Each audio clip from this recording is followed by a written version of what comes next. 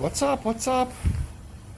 Holy God, I left Ohio near Lake Erie and the snow, and it was like hailing ice pellets. I pulled back onto like 90 over there in Ohio, and it was completely covered in white ice and snow.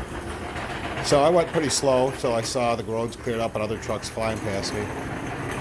And then I decided it was time to stop for the night, and I pull into a Love's. And I pull into the parking lot for trucks, and there was no way out. I got stuck.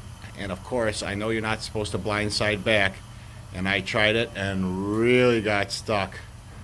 So I had to have another truck driver help me, and it took about 20 minutes to jockey that thing around and finally get it into a spot. So, and then I went in to go get him some cash, and he left. I'm like, hold tight, I'll be right back. He was like, bye-bye. So whoever that truck driver was in that empty car hauler, thank you, because I really owe you one. So I just got done taking a shower, a nice hot shower, and now I am doing laundry. So I'll have some freshy. My story.